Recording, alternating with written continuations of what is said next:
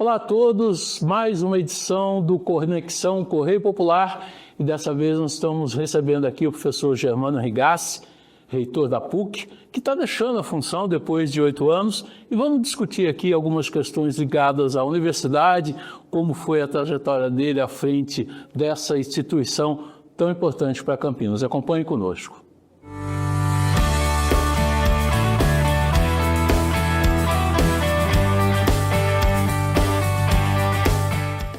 Professor Germano, obrigado novamente por ter aceitado o nosso convite, por estar aqui conosco mais uma vez, discutindo e debatendo com os nossos leitores e espectadores aí da internet questões ligadas à PUC, que é uma instituição, que é um patrimônio da cidade também, né? E o senhor está encerrando aí 2 mandatos à frente, da PUC. Então, vamos fazer um pequeno balanço aí, né, dessas realizações, talvez começando para a questão mais de gestão, professor. Quais foram essas ideias e o que foi possível implementar ao longo desse período? Bom, eu acho, primeiro, nós estamos falando de uma instituição que este ano completou 84 anos de existência, né? E de presença marcante na cidade de Campinas, eu diria na região metropolitana de Campinas, no estado de São Paulo, no Brasil, e com presença fora do Brasil. Também eu quero deixar registrado, né, essa confiança que no primeiro mandato me depositou Dom Ayrton José dos Santos, né, que me escolheu para ser reitor, e para o segundo mandato Dom João Inácio Miller, atual arcebispo de Campinas e grão-chanceler da universidade, presidente da Sociedade Mantenedora, que me confiou também um segundo mandato e, além disso, sempre esteve presente na gestão, apoiando, motivando a construção de projetos, um olhar para novos horizontes. Então, sem isso, dificilmente, né, um reitor, a Pontifícia Universidade Católica de Campinas avança, consegue, digamos, construir alguma coisa, porque essa sintonia com o arcebispo é uma sintonia com a igreja, né? E a Pontifícia Universidade Católica de Campinas é uma instituição ligada à igreja, né? Não é uma instituição privada, né? É um ente próprio, né? Autônomo, né? Então, isso é importante deixar registrado de início. Um outro destaque, seu Ítalo sabe, acho que foi na primeira entrevista que eu dei, seu Ítalo. Me lembro muito bem que não havia comunicado nada ao meu pai, quando no domingo em que o jornal foi publicado com a entrevista, eu fui visitá-lo. E ele estava com o jornal na mão e perguntou se ainda estava desconfiado que não seria que tivesse falado tudo que estava ali no jornal. Falei, foi você que disse isso? Falei, foi. Você disse tudo que está aí desse. Ele falou assim, você vai cumprir tudo que está aí? Eu pretendo. Tá bom, porque se você não cumprir, seria bom você não ter dito essas coisas, né? Então, hoje sinto, né, meu pai já falecido, mas em algum momento poderia ter convidado para conhecer um pouco os avanços e também confirmar para ele que o que foi dito, boa parte, não foi realizado, não foi simplesmente discurso vazio, né, para convencer ou aparecer, né, no jornal. Então, esse percurso nos 8 anos, um percurso muito interessante que eu divido em 2 momentos. O primeiro mandato foi um mandato com muitos obstáculos, né? Sejam obstáculos internos, sejam obstáculos externos, né? Então, obstáculos e desafios, né? Eu acho que o primeiro desafio foi, logo em 19, elaborar um plano de carreira docente, que nós conseguimos no final de 19 homologar. Então foi um ano de muito estudo, muito envolvimento com a comunidade e corpo docente, no sentido de fazermos um plano que é viável, né, para a instituição. Então, a dedicação maior foi para isso. Quando eu imaginava, né, avançar em 2020, né, com outros projetos, ter uma ideia, no dia 4 de fevereiro de 2020, né, o Dom João, nós inauguramos o Fab Lab, e no dia 14 de março estava tudo parado, né? Então, aí nós enfrentamos um período, 2 anos, 20 e 21, de pandemia, onde os problemas eram sempre diferentes e diários, né? O primeiro grande desafio foi transformar uma universidade que era uma universidade de ensino presencial no ensino remoto, à distância. Então, nós sempre pensamos, né, em oferecer instrumentos para os docentes. Nós tínhamos um ambiente virtual de aprendizagem que já estava instalado, mas com muitos limites. Então, nós tivemos em pouco tempo, eu acho que cerca de 15 dias, que nos transformar, né? Então, nós tivemos que ampliar as nossas condições infraestruturais na área de tecnologia para poder dar conta desse ensino à distância, né, remoto, né? E felizmente em menos de 20 dias todos os docentes, todos os estudantes já estavam ligados, né, às plataformas da universidade para o desenvolvimento do ensino. Fora isso, né, nós sabemos que a pandemia atingiu as condições de vida das pessoas, né? Não só aquilo que implicava em cuidados de saúde, mas aquilo que implicava no orçamento econômico, financeiro, né, das famílias. E isso também impactou a universidade.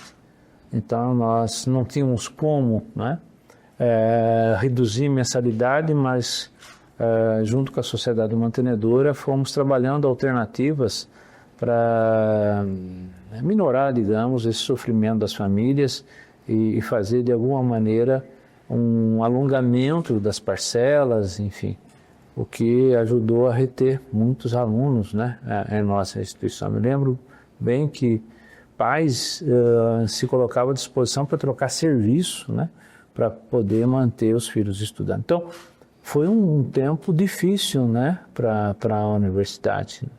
E todos os dias eu fui à universidade, eu não fiquei trabalhando de casa, né, e ali ficava ligado, acompanhando, conversando com os pró-reitores, quem podia ir estava lá, e também pensando, ou tentando pensar para frente, né.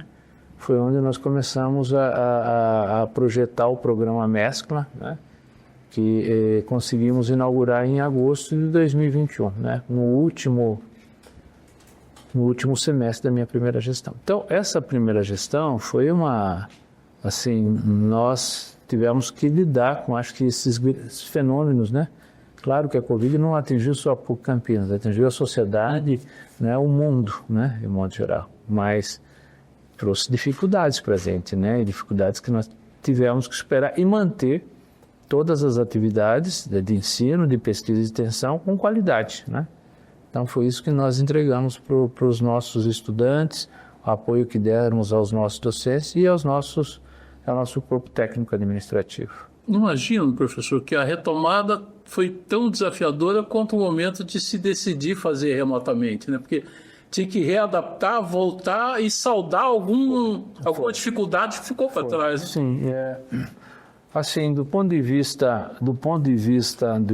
de conteúdo, o conteúdo teórico ele foi plenamente desenvolvido. O conteúdo prático, parcialmente desenvolvido, né? Então, ficaram pendências de conteúdo prático, por exemplo, os estágios, as disciplinas práticas, que nós tivemos que retomar isso mais intensamente com um calendário diferenciado para os estudantes daqueles cursos onde, né, essas disciplinas elas estavam colocadas, não eram só alunos do último ano. Então isso foi um desafio, de modo que alguns cursos tiveram um calendário alongado, assim, queria se encerrar em 21, teve que avançar para o ano de 22. Então, isso, de alguma maneira, exigiu um outro planejamento acadêmico, financeiro da universidade, né? Um planejamento que colocava a necessidade para que todos se repensassem. Você não tinha, quer dizer, era um planejamento que não estava dado com as mesmas referências que você tinha do passado, né? Então, essa retomada que foi gradual, não é? A partir de 21, não foi só a PUC, foi toda a sociedade que foi retomando atividades presenciais, com todos os cuidados sanitários e tudo, né? Mas o desafio foi convencer alguns, né, tanto docentes quanto estudantes, a voltarem ao presencial. Porque alguns, olha, ficou tão bom, né, ensinar em casa, né? Então, aí foi também um passo, né, um passo a passo. E em 22, nós já começamos com as atividades presenciais, né, desenvolvidas plenamente no campus da universidade. Uma curiosidade, a universidade perdeu o número de alunos após pandemia? Não, nosso número de alunos, ele cresceu, felizmente. Agora, nesses 23, 24, nós começamos, né, a 25, né, e agora 26, nós estamos com um pequeno crescimento, mas estamos crescendo o nosso número de alunos, né. Eu acho que por várias razões, né. Então, eu acho que talvez a primeira razão é a excelência das atividades de ensino, de pesquisa e extensão da universidade, especialmente de ensino, identificada na avaliação em diversos rankings, sabe? Então, nós, diferentemente de algumas instituições que ainda têm dificuldade, né, nós estamos no quarto lá, com um número crescente de estudantes no presencial. Em relação ainda à atividade meio, professor, juntamente com tudo isso também houve um avanço em relação à questão de rotinas da universidade, né? Queria que o senhor falasse também um pouco disso, então, que é a preparação para a atividade fim, né? Para dar condições. Né? Então, no segundo semestre de 2021, nós, em conversa com o arcebispo, nós fazemos um diagnóstico sobre a nossa estrutura, e ele achou muito interessante, apoiou né, e liberou, né, que se iniciasse esse processo. Então, no segundo semestre, nós fizemos, por meio da contratação de consultorias externas, o diagnóstico da nossa estrutura organizacional. Porque nós tínhamos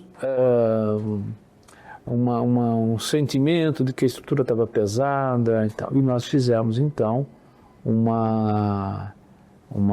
diagnóstico e que ouviu toda a comunidade universitária, né? Todos os níveis da estrutura organizacional da instituição, e se pôde comprovar que de fato estava uma estrutura muito verticalizada e que mereceria então uma revisão profunda, né? Então eu encerro a primeira gestão e entrego esse diagnóstico, né, para o arcebispo, o chanceler. Na segunda gestão, que se iniciou em 2022, então a partir do diagnóstico a proposta foi repensar toda a estrutura, e foi o que nós fizemos, né? Então nós repensamos uma estrutura menos vertical, né? Mas que fosse mais ágil, né? E que efetivamente pudesse olhar para alguns elementos, como dizer, pessoas, a infraestrutura, os sistemas, os processos, né? A gestão, né? Então, olhando para esses aspectos, nós começamos a repensar a estrutura que começou a ser implementada. Então, nós tínhamos uma cultura interna apoiada em atribuição e lealdade, né? Que é importante. Mas se juntou a atribuição e lealdade, agora nessa cultura, o compromisso com metas, né? O compromisso com indicadores, né?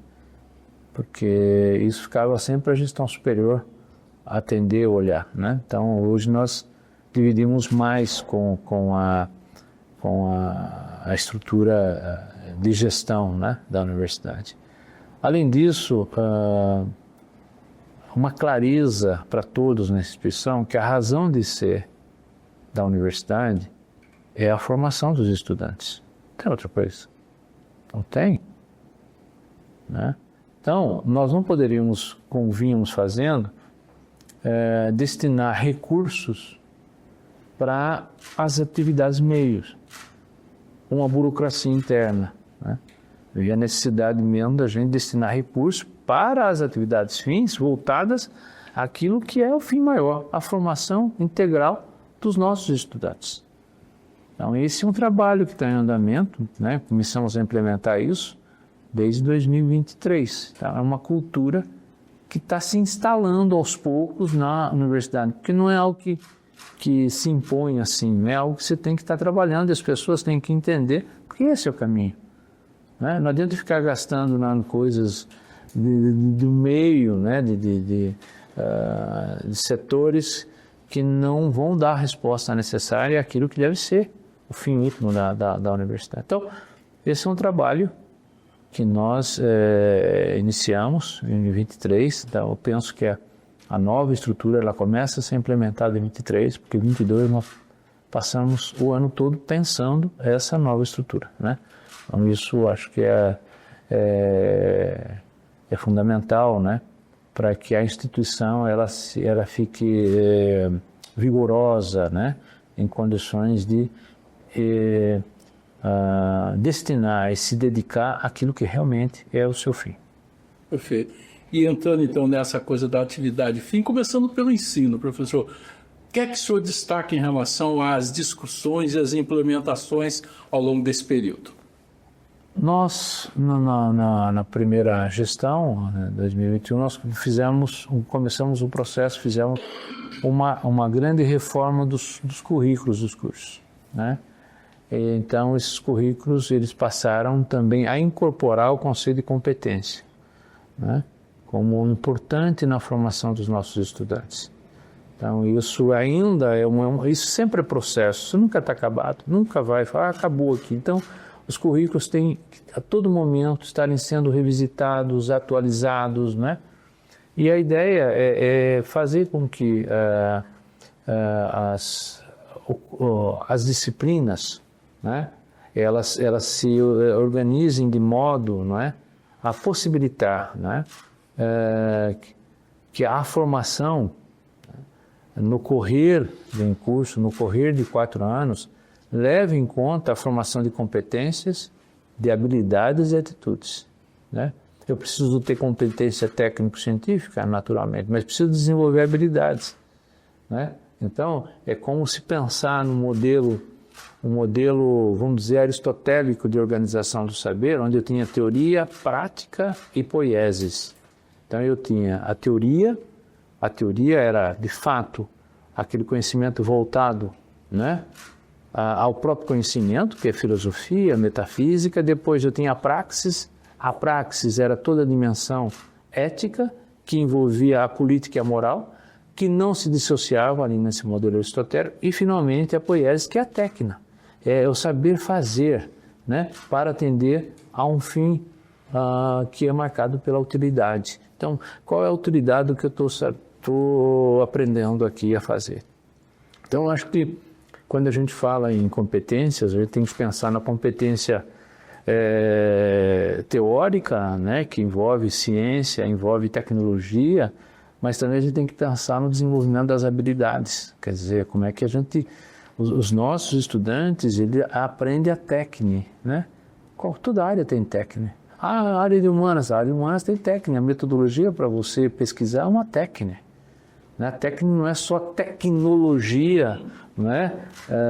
Que se concretiza em infraestrutura tecnológica ou máquinas. Não, a técnica é o caminho, né?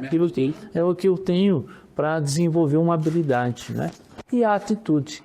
A atitude sempre os nossos estudantes têm que se deparar com os valores que marcam a nossa instituição.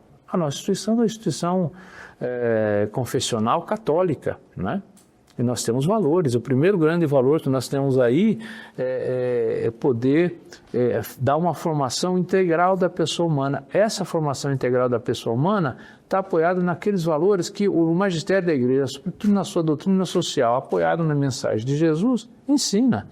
Os nossos estudantes têm que aprender a experimentar e ser promotor da paz, da justiça, da fraternidade, né? Entre outros valores.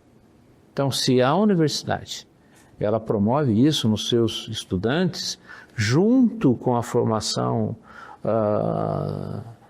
científica, técnica, não é? Com as habilidades, eu acho que isso já naquele grande conceito do Papa Francisco, isso é a formação, né, integral da pessoa humana. Isso é formar mentes, corações e as mãos. Né, que é a ideia que o Papa Francisco sempre passa, né, nessa imagem interessante, né, desses membros do nosso corpo, como eles se integram e devem estar presentes no processo formativo. O senhor criou cursos novos, né? Foram 18 cursos criados nos 2 mandatos, senhor Ito, 18 cursos, né? O último que nós criamos agora, que foi lançado, é Inteligência Artificial. Mas nós criamos o curso de cibersegurança, de engenharia agronômica, que é um curso assim, que nós desenvolvemos junto com uma outra grande instituição, centenária, que é o Instituto Agronômico de Campinas, né? Então, e que os estudantes têm a oportunidade de conviver diariamente com aqueles grandes pesquisadores. Eu acho que Campinas, o Brasil, não se dá conta da qualidade dos pesquisadores que são lá, não se dá conta da história da pesquisa, né, das pesquisas que foram se desenvolvidas lá, não se dá conta, né, O que Dom Pedro II... É isso que eu ia mencionar, né, quer dizer, desse olhar visionário de Dom Pedro II. Eu acho que o Brasil precisa estudar mais a figura de Dom Pedro II, porque era um homem visionário, é um homem, né, que... um monarca, mas que estava pensando o desenvolvimento desse país, né? Muito apoiado na educação, muito apoiado no desenvolvimento da ciência. O Instituto Agronômico digamos, ele está nesse olhar de Dom Pedro II em relação à importância das ciências, né?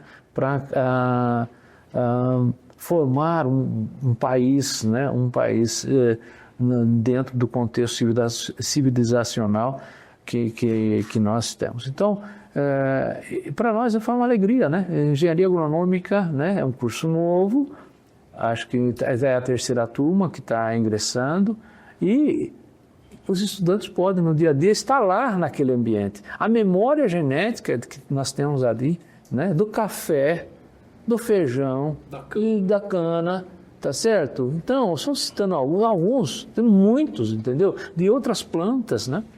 Então, eu acho que o Estado de São Paulo não pode perder essa riqueza, não pode abandonar essa riqueza, sabe? Que isso é uma história centenária, né? E que, de fato, marca não só a cidade de Campinas, marca o agro no Brasil, né? Então, o nosso curso de Engenharia Agronômica, ele se desenvolve nesse contexto. Nós temos o curso de Engenharia de Alimentos, né? Está indo para a sua 2ª turma agora, esse ano, que é também desenvolvido junto com o ITAL, o Instituto Tecnológico de Alimentos de Campinas, né? Que é outra instituição muito importante, né? No que diz respeito ao desenvolvimento, né, da ciência dos alimentos, de tecnologia para a produção de alimentos. Então, a riqueza, né? Então, essa parceria da universidade com esses institutos, ao final, traz para os nossos estudantes, que é a razão de ser da universidade, condições de poder desenvolver, né, uma formação muito rica, né? E poder, digamos assim, sorver desse conhecimento que está ali à disposição deles, né? Nesses institutos. Então, senhor, citando, né, esses cursos, né, Coisa de gastronomia. no curso de Tecnologia Superior de Gastronomia, que se liga nesse contexto, nós criamos o Hub Gastronômico, né, então, que hoje, além de proporcionar formação em gastronomia, também é um espaço, né, que as pessoas têm requerido para fazer encontros, né, seja para se reunir no almoço, no jantar e mesmo para desenvolver, né, reuniões nas salas que nós temos ali ao lado do Hub Gastronômico. Então, esses cursos, entre os outros, cibersegurança, né, nós começamos o curso, estamos indo para a segunda turma do curso de cibersegurança, junto, assim, com a parceria com o INDT, que é o Instituto Nokia de Desenvolvimento Tecnológico, já não é mais a Nokia, mas mantém o nome, né, de Manaus. Então, uma visita lá, eu fiquei muito impressionado, porque eles têm uma expertise muito grande na área de cibersegurança e outras áreas. E aí nós propusemos uma parceria e junto também nós estamos, né, com a parceria com o Exército, né, nesse processo de formação, porque o Exército tem também uma infraestrutura e eu acho que é das instituições brasileiras mais avançadas nessa questão de cibersegurança, né? Então, é um curso que, né, tem, eu acho, muito a oferecer, né, no futuro para a universidade, formando, né, jovens que vão atuar nessa área de proteger, digamos, esse ambiente de cibernético, né? Nesse aspecto, professor, perguntaria ao senhor o quão importante para uma instituição como a PUC estar alinhada, estar atenta às tendências da sociedade, à questão do mercado, para essas decisões de criar cursos novos para atender demandas, atender o desenvolvimento nacional? Eu acho que é fundamental essa abertura, né? Em 2018, quando eu estava iniciando a primeira gestão, eu convidei um grupo de 15 empresários de Campinas para a reunião. Foram 11. A reunião era para durar 1 hora, durou 4. Uma reunião que foi muito boa, apesar de difícil. Então, a síntese da reunião, os empresários afirmaram: as nossas demandas vão nessa direção e a universidade forma naquela direção. Não só a PUC, as universidades. Como é que nós podemos nos encontrar? Então, desde então, a partir daquele grupo, quase todos estão ainda no conselho. Tem um conselho de empresários. Hoje são 31 empresários que fazem parte desse conselho, com 2 reuniões anuais, e que eles são ouvidos. Alguns projetos eu submeto à apreciação desse conselho. Grandes projetos, não são problemas de cotidiano. E importante é a colaboração, né, que todos dão, né, querem, assim, apresentar ideias novas, fazem críticas, chamam atenção para esse ponto, para aquele outro, quer dizer, sempre no espírito de contribuir. E desse conselho saiu uma provocação que era de, olha, como nós avançamos muito no nosso programa de inovação e empreendedorismo, a provocação foi assim, na forma de uma sugestão de nós termos uma disciplina para todos os estudantes da universidade, que fosse uma disciplina sobre empreendedorismo. Então, nós aí agora temos, já foi oferecida para os ingressantes de 2025, a disciplina Práticas Empreendedoras, que os estudantes têm oportunidade de tratar desse tema de empreendedorismo. Alguns desses empresários se colocaram à disposição para palestrar para esses estudantes, contando um pouco a sua história pessoal, o caminho que fez, chegou aqui, mas tudo que sofreu para chegar, onde chegou. Então, isso é uma riqueza muito grande, né? Então, a esse conselho eu só tenho a agradecer. Então, eu acho, Manuel, essa é uma parte da resposta à sua pergunta.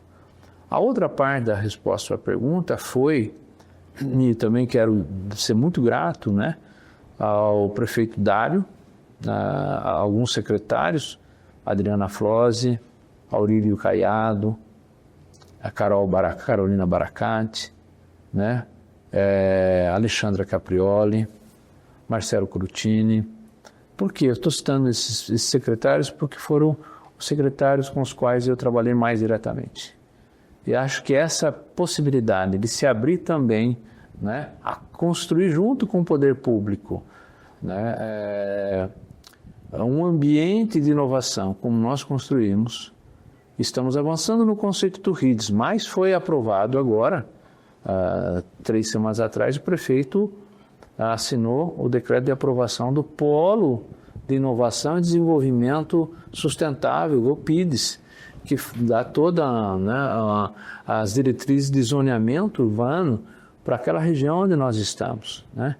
E isso é fundamental para que o conceito do RIDS, Hub Internacional de Desenvolvimento Sustentável, que foi algo também que nós começamos a construir lá atrás, em 2018, quando o então reitor da Unicamp, Marcelo Nobre, me convidou para a gente estar discutindo uma alternativa que ele tinha, e daquele encontro as coisas foram avançando, mais agentes foram participando do processo, até que se elaborou, né, esse conceito do RIDS, o Hub Internacional de Desenvolvimento Sustentável, que eu acho que, à medida que isso vai sendo implementado, tornará Campinas, agora com o PIDES, naquele ambiente, tornará Campinas, eu penso, uma grande referência em ciência e tecnologia. Já é, né? O ex-prefeito, o deputado federal Jonas Donizete, aprovou o ano passado na Câmara Federal o título, então, de Campinas, capital da inovação e da tecnologia.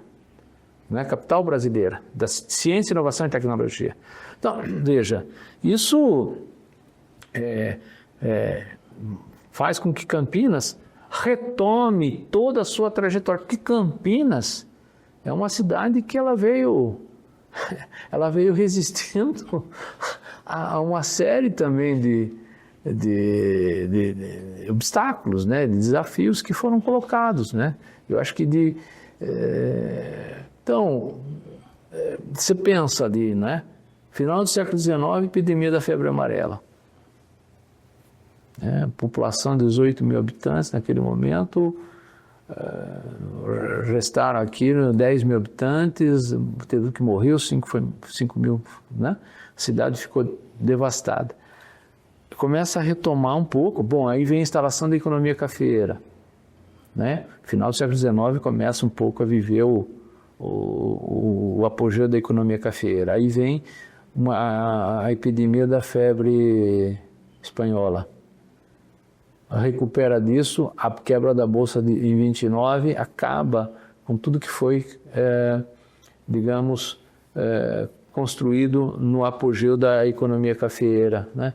Então, e Campinas sempre existendo, sempre renascendo, e aí é onde nasce a PUC em 1941 com a Faculdade de Filosofia, Ciências e Letras, né? Então nossa história também está um pouco nessa história da cidade, que eu acho que neste momento a cidade ela tá brilhando também nesse esplendor de ser uma cidade, a capital da ciência, tecnologia e inovação. Isso não é apenas um título mais, isso é uma realidade em Campinas, né? Pega as duas universidades, os centros de pesquisa, né? Então, agora, é o grande desafio para manter isso, né, esse ambiente e continuar, digamos, né, a construção, né, de conhecimento, ciência e o desenvolvimento de tecnologias inovadoras. E a conta da maternidade? O que o senhor diz dessa? Bom, aí é uma decisão, né, seu Ítalo, que foi da Sociedade Mantenedora de Dom João, eu acho que acertada no sentido de dar um passo nesse momento. Mas a PUC que administra, né? Não, a administração é da Sociedade Mantenedora. É da Sociedade Mantenedora, seu Ítalo. Nós não temos. Agora, os nossos estudantes, nós temos um projeto que onde os nossos estudantes da área da saúde, do curso de medicina e dos outros cursos também comecem a desenvolver Assim tem hora. atividades no ambiente da maternidade, todos com projetos, né, formativos bem definidos, com acompanhamento de professores, enfim, como a gente já tem no hospital da PUC, no Campus 2. Então essa é uma integração da maternidade com a universidade, que eu acho que será construída nos próximos anos, né? Então eu acho assim, e essa é uma outra, eu acho que é uma outra, né, questão, né, que a universidade, ela se abriu, né, a universidade em saída, né, como nós estamos denominando um projeto. Então são projetos onde a universidade quer estar presente, né? Então nós temos o projeto, o Programa de Desenvolvimento Humano Integral, PDHI. Então um programa que tem nele alguns projetos, né, que envolvem atividades de extensão, né, e que os nossos alunos e professores estão envolvidos, né? Tem um processo de curricularização desse. Sim, isso é um processo de curricularização. Isso é um processo também que alcança todos os currículos, todos os cursos. Mas nós, no caso do PDHI, é um projeto que tem foco de presença da universidade de alguma maneira para a universidade levar, né, a algumas regiões da cidade, aquelas de vulnerabilidade social, né, aquilo que ela tem produzido enquanto universidade, quer dizer, conhecimento, né, informação, né? Então nós estamos com um projeto no Campo Belo agora, então estamos com um projeto junto com o CEPROM, mas estamos ampliando no Jardim Tatinga, estamos com um projeto também com os moradores de rua, né, que é o projeto Levanta e Te Anda. Então, são projetos que a universidade está alcançando. Agora nós estamos com outro projeto que é a Justiça Restaurativa, e envolve também outras instituições da cidade. Então, é algo que aos poucos vai colocando a universidade também em saída nessa outra frente para atender essas outras demandas da sociedade, sabe? Então, é uma necessidade da universidade estar se abrindo tudo isso agora. Ela precisa ter consistência, né, para estar presente em todas esses ambientes. O nosso projeto agora do Centro de Inovação e Inteligência Artificial, porque nós já tínhamos o Hub de Internet das Coisas e Inteligência Artificial, né? O IoT Lab Brasil. Então agora a gente está com o AIVOS, que o Correio publicou a matéria, que é um centro maior que começa a ser construído agora, já as fundações começam a ser feitas agora, o prédio deve ficar pronto em outubro, novembro do ano que vem, e as atividades começarem no próximo ano, seria 27, então, onde nós teremos ali um ambiente mesmo envolvendo a formação dos nossos estudantes, envolvendo a produção de software e a produção de hardware, né? Sempre com foco na inteligência artificial, na conectividade. E isso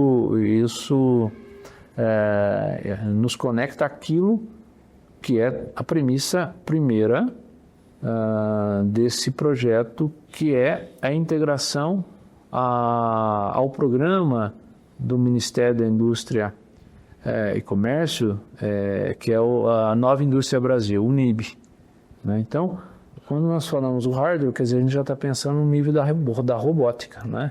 E aí é um ambiente onde nós vamos contar com empresas que vão ali se instalar, com startups, né? E na infraestrutura já tem o recurso também que está sendo captado junto à FINEP, o recurso reembolsável, para criar toda a infraestrutura computacional na linha da computação quântica, né? A ideia é também entrar nessa frente, né? Muito importante para avançarmos, né? Sobretudo no que diz respeito à produção dessa tecnologia de informação. Então, acho que o AIRBS é um outro grande projeto que está ligado ao trabalho que o Mescla vem fazendo, o programa Mescla. Nós estávamos falando de inovação e empreendedorismo. Seu Heitor, nós inauguramos o Mescla no segundo semestre de 2021. O senhor se lembra? De lá para cá, nós geramos 140 startups. Poxa vida. Claro que agora vai numa fase, muitas vão entrar numa fase de incubação, depois essa fase de incubação, captação de recursos. Nós passamos agora, na volta da China, parei em Dubai, tem o DMCC, que é um fundo Dubai que estamos acertando, ele dará uma formação para os nossos jovens que estão com algumas startups que queiram uma formação para fazer captação, ou ter presença internacional em startups, isso ajuda muito, né? Era se lançar, inclusive, para fora do país. Então, acho que a gente dá passos importantes nessa direção, né? Que é a direção de dar aos estudantes, além de uma boa formação para aqueles que querem seguir uma carreira profissional, também condições para enfrentar, digamos, os desafios como empreendedor, né? E talvez os desafios futuros, né? Que todo o ambiente produtivo e mesmo a sociedade, né, experimentará, né? Em razão das mudanças que estamos experimentando agora. Fisicamente, o campus tem mais área para ser desenvolvida, né? Sim, tem muito espaço para evolução, digamos, avançar, né, com construções, né, para ambientes de inovação. Nós estamos aguardando agora, seu Ítalo, e eu estava achando que traria a notícia hoje, mas talvez vai sair amanhã ou depois de amanhã, né? Nós já fizemos o pedido, estava na mesa do secretário de Ciência e Tecnologia do Estado de São Paulo, o Dr. Varran. Então, nós estamos pedindo uma certificação, né, no ambiente paulista de inovação, no Sistema Paulista de Inovação, no SPI, que nós já conseguimos aí a certificação como ambiente de incubação e ambiente de inovação. Agora, nós queremos uma certificação do nosso campus como parque científico-tecnológico, porque aí seria mais um parque científico-tecnológico para Campinas, para pesquisa e para trazer empresas juntos fazendo pesquisa, desenvolvendo produto, né? Entende, senhor? E isso eu acho que dá um outro horizonte para aquele espaço, para aquela área, né? E ganha toda a região ali, né? Porque não é só mais um parque científico-tecnológico, é um parque que está no contexto do RIDS, né? E de alguma maneira dando possibilidades do RIDS avançar, né? Porque a instituição tinha essa carência de pesquisa, né? Nós temos uma pesquisa acadêmica, né, seu Ítalo? Nós temos 10 programas, 8 programas de doutorado e mestrado, 2 de mestrado. E a pesquisa acadêmica tem um foco, né? E com o programa Mescla, nós estamos olhando muito para a pesquisa aplicada, que é outro eixo, né? A pesquisa aplicada, ela é um desdobramento de pesquisa acadêmica, é uma forma de transferência tecnológica e que, de alguma maneira, ela se dá muito próxima daquilo que é demandado pelo setor produtivo, né? Pela sociedade. Então, ela se diferencia um pouco nisso da pesquisa acadêmica, né? Dá um outro sentido, né, para esse trabalho de pesquisa. E a possibilidade de nuclear pesquisadores, né, que não estão necessariamente no corpo de pesquisadores da universidade, de outros pesquisadores, de jovens pesquisadores. Então, essa ideia nasceu num momento em que o país estava vivendo a perda de cérebros, né? Quer dizer, muitos jovens titulados, doutores, pós-doutores, estavam indo para fora do país, né? Buscar oportunidades para continuar a desenvolver projetos de pesquisa. Então, a ideia era uma pequena contribuição para, através de projetos, né? E essa é a ideia ainda, reter esses pesquisadores no Brasil e reter o nosso ambiente de pesquisa. E o Pátio dos Leões? No Pátio dos Leões, seu Ítalo, nós tivemos a aprovação do projeto na Lei Rouanet, estamos numa fase de captação de recursos via Lei Rouanet e já captamos, né, alguns recursos, mas não o suficiente para contar com a liberação necessária para iniciar o restauro do prédio. Penso que talvez aí até meados do próximo ano nós teremos recursos para começar a fazer o restauro do solar do Barão de Itapura, né? Então, isso acho que para a universidade é muito importante, para a cidade de Campinas mais importante ainda, porque também será uma forma da instituição contribuir com o projeto municipal de revitalização do centro da cidade, né?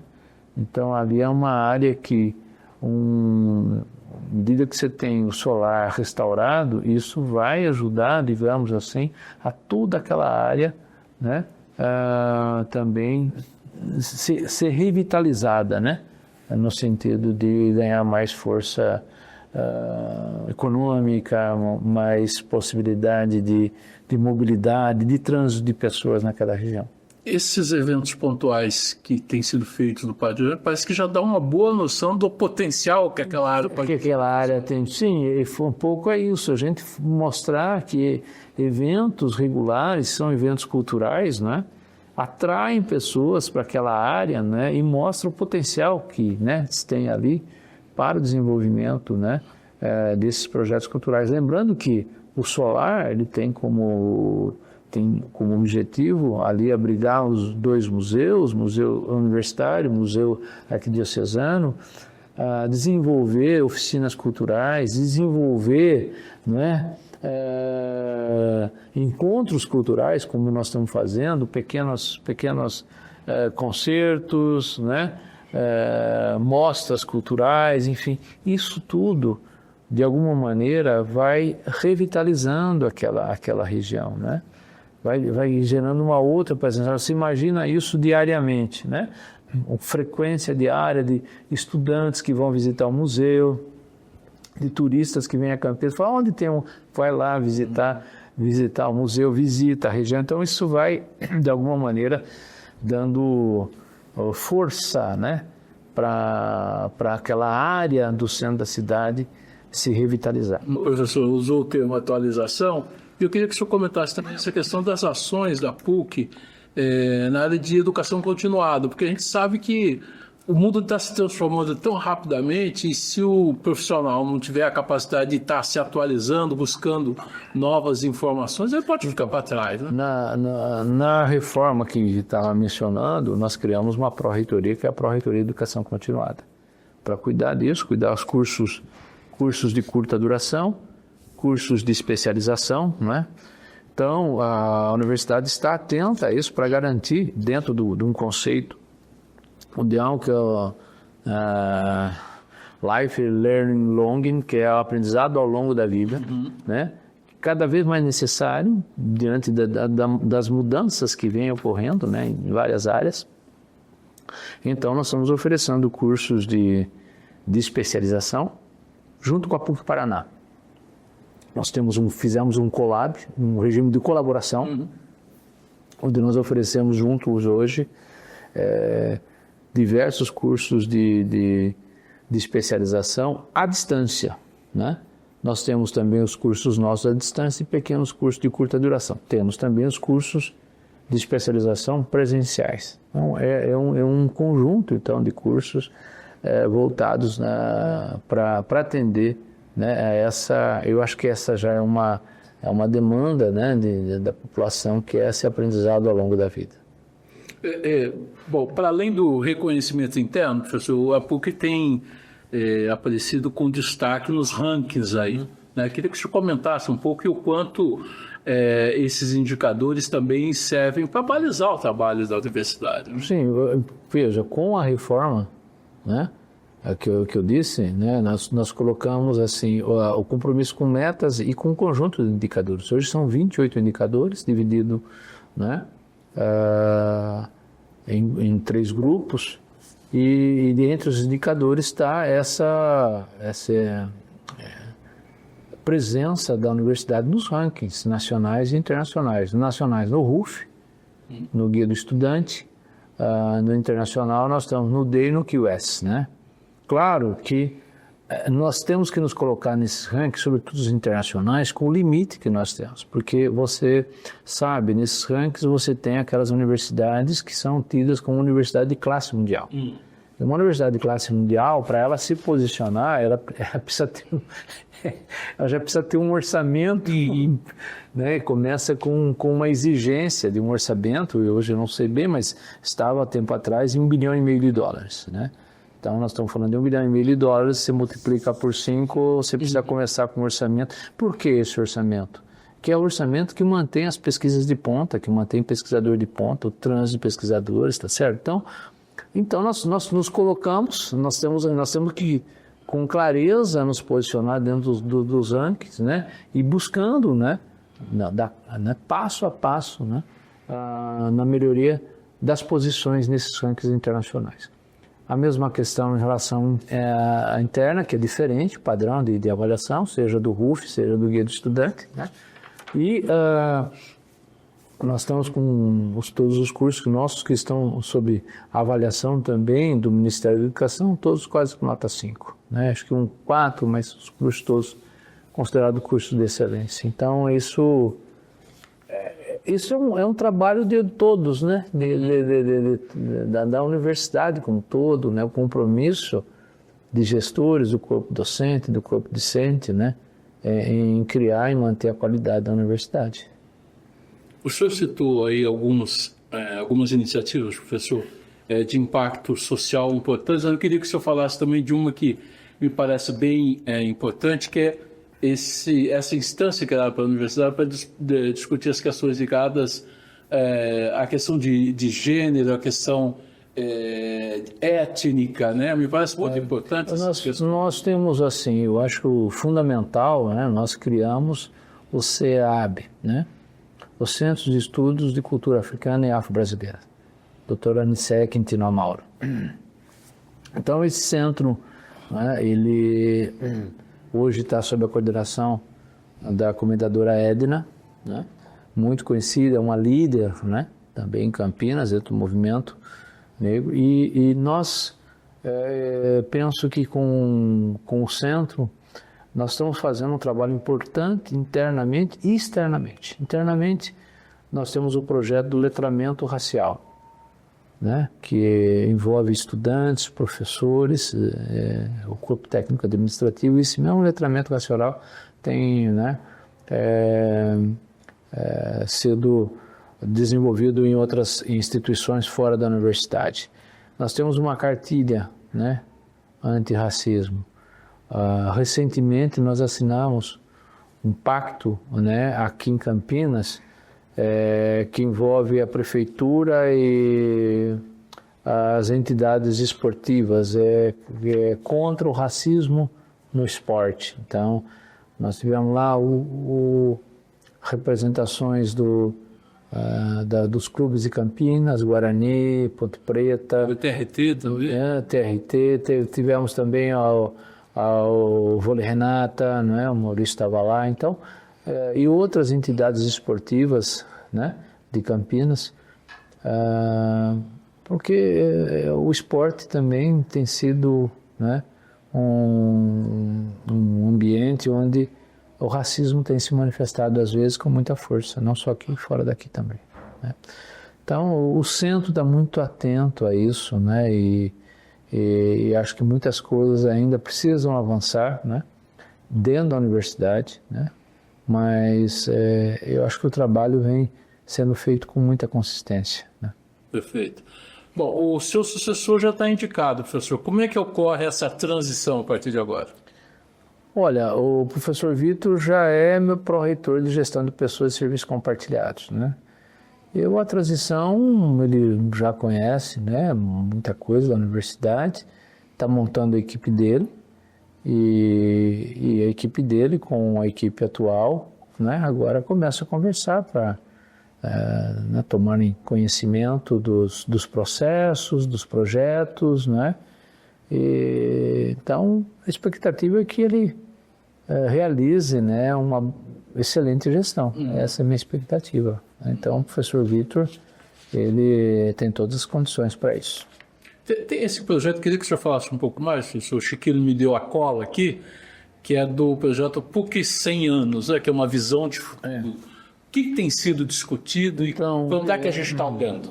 E veja, como a gente tem como ano de origem da nossa universidade, a fundação da Faculdade de Filosofia, Ciências e Letras em 1941, nós pensamos assim, então, em 2041, a universidade completará 100 anos, né? Considerando essa origem. O que seremos em 2041? Então, essa é a pergunta que eu lancei para um grupo, né? Que eu constituí há 2 anos atrás, um grupo intergeracional, jovens, né? Sob a coordenação do ex-reitor da FEI, o professor Dr. Gustavo Donato. Eles devem me entregar o relatório de trabalho com essa visão agora, ainda essa semana. A ideia qual é? É pensar, a partir das tendências atuais, né, um horizonte de 2041. Como será a universidade? Nós contaremos com o mesmo número de alunos, né, uma sociedade que vai estar mais envelhecida, né, para uma universidade que foi pensada mais para jovens do que para velhos, né, velhos, eu digo idosos, né. Quais são os desafios, né, na formação que nós estamos oferecendo hoje, né, para que os nossos egressos, daqui 5 anos, eles sejam capazes de enfrentar todas as mudanças que de alguma maneira já acontecem em vários setores da sociedade, com a presença tão intensificada da inteligência artificial e de outros desenvolvimentos, né, de tecnologias computacionais. Como pensar isso? Algumas carreiras que com isso ficam ameaçadas, né? Eu tenho ouvido tanto, olha, não vai precisar mais disso, eu já conto com a inteligência artificial para fazer isso, para fazer aquilo. Então, como deve ser, né, a formação hoje para que os nossos estudantes... Essas são questões que esse grupo pensou, ouvindo muitas pessoas, né, dentro e fora da universidade. Eles fizeram uma pesquisa muito ampla, né, e penso que esse relatório ele vai subsidiar, né, a instituição para pensar também o seu plano estratégico, que hoje está apoiado em 5 grandes eixos: sustentabilidade econômica e ambiental, a internacionalização, a inovação e empreendedorismo, a longevidade e as relações humano-afetivas. Eu acho que são eixos que sempre se mantêm atuais. Agora, projetado num contexto deste horizonte futuro, como é que eu penso, né? Porque a hora que vocês começam a identificar essas tendências, por exemplo, a tendência do envelhecimento populacional, nós vamos esperar 10 anos para falar, bom, tá, não. Como é que eu começo já a fazer ações, né, no sentido de se preparar para uma realidade que vai se instalar ali na frente, percebe? As mudanças de carreira. Haverá professores. Você entendeu? Quer dizer, o campus presencial, né? O campus presencial, com toda a possibilidade que você tem de acesso à informação hoje, que isso aí vai ser multiplicado, né? Como que vai ser o ensino? Como deverá ser o professor? Percebe? Então, no futuro. Então, eu acho que são desafios colocados para todos nós. Então, esse grupo vai apresentar não as soluções, eu acho que mais os problemas para que a comunidade universitária da PUC Campinas se repense, né, desde já. No sentido da universidade se tornar relevante, né? Você tem uma outra tendência que está aí, presente nos jovens, né? Muitos jovens começam a se perguntar se é importante fazer um curso superior. Faz sentido. coisa que não era um problema no passado, né? Se não é melhor outros caminhos, né? Ser influencer. Entende? Quer dizer, como lidar com isso, né? E como mostrar para esses jovens que é importante você ter uma formação superior, né? Então, são desafios colocados para todos nós, né? Professor, 8 anos não é um período curto, mas na linha do tempo também não é um período muito longo. Sim. Se imaginar uma instituição com a complexidade da PUC. Sim. O senhor iniciou falando que realizou muitas coisas e talvez algumas coisas tenham que ficar. Alguma coisa que o senhor gostaria de ter realizado e não conseguiu? Olha, eu acho que, assim, dentro do horizonte estratégico, muitas coisas foram realizadas. Eu penso assim que eu não consegui algo que, enfim, sempre me voltei, foi construir uma capela maior no Campus 1. Né? Então, isso para mim é uma frustração, né? Outra frustração é que eu tinha projeto da biblioteca e outros que fica aí o projeto para ser repensado, que acho também é algo que importante, né? Mas no balanço final muita coisa foi feita, então eu tenho que me contentar com o que consegui fazer e se pudesse eu mostrar para meu pai que falei, não foi só conversa. É mais do que eu prometi. Então não é isso. Na questão da ciência, da pesquisa acadêmica, você teve avanço também em financiamento? Sim, eu acho assim, é bom lembrar, porque nós começamos agora num ciclo muito virtuoso de captação de recursos também, junto aos agentes de fomento, né? Então nós vamos inaugurar agora uma sala limpa, que está no contexto de um projeto, que é um centro, é um programa de pesquisa na área de imuno-oncologia, né? De produção de vacinas para câncer, né? Para evitar o câncer, conter algum tipo de câncer, né? Então isso é muito importante. Esse projeto captou muito recurso já captado para investimentos em equipamentos, né? E isso é um projeto na área de pesquisa acadêmica, né? Quer dizer, então está envolvendo professores de dentro e fora da universidade. Okay. Uma rede que foi criada aí pelo professor Leonardo, né? A PUC liderando. É o projeto da PUC. Esse é o projeto da PUC. Esse é um centro da PUC, né? Então, isso para mim é muito promissor, né? No desenvolvimento de pesquisas nesta área, nessa direção. Então, por exemplo, uma sala limpa, que é onde nós vamos trabalhar ali com células-tronco, né? De nível segurança 1, né? O Orion vai ser 4, eu não sei. Nós não temos uma despesa nível segurança 4, né, de produção, e tem uma destinação específica, o Orion. Mas a instituição já vai contar com né, esse ambiente laboratorial, né, muito específico. Então, de ponta, eu acho já, né, considerando também os limites da nossa instituição. Eu acho que isso é fundamental para a gente fomentar cada vez mais a pesquisa acadêmica dos nossos programas, né? E na direção sempre de propor, né, um ambiente novo de produção da ciência e da tecnologia. Então eu acho que é isso, né? Acho que em termos de laboratório, essa né? Então 3 patentes, então isso, e a patente é importante porque vai no caminho da transferência tecnológica, né? Sem dúvida. Da sala limpa, você falou os recursos o quê? CAPES, que FAPESP e FINEP. O FINEP não reembolsável. Tá. FAPESP também não reembolsável.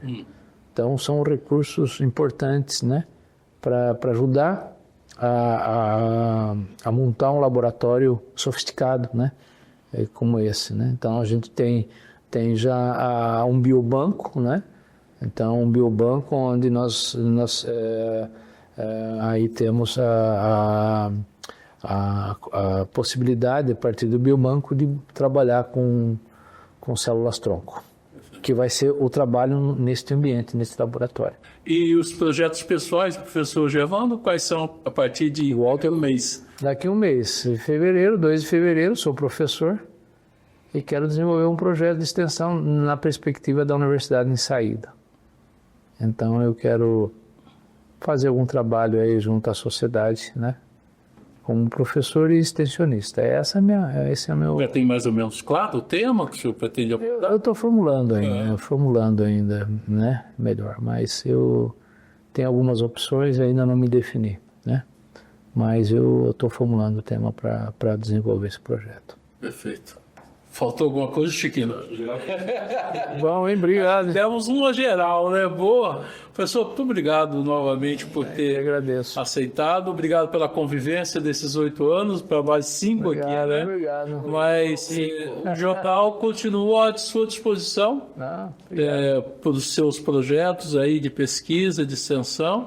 E se o senhor quiser um artigo... Transformar num colaborador. Agora eu vou ter tempo, senhor. Eu já tinha prometido isso para o senhor, senhor. Mas acho que a partir de 2 de fevereiro, aí se o senhor me renovar o convite lá na frente, eu pelo menos uma vez por mês, uma vez por semana, depois uma vez por semana eu posso escrever alguma coisa. Este foi mais um Conexão Correio Popular, que a gente recebeu o professor Germano Rigassi, reitor da PUC Campinas, que nos falou aqui sobre a universidade, sobre os 8 anos que ele esteve à frente da reitoria e também adiantou algumas perspectivas futuras dessa instituição. Obrigado, acompanhem, cliquem, curtam e recomendem o Conexão Correio aos amigos.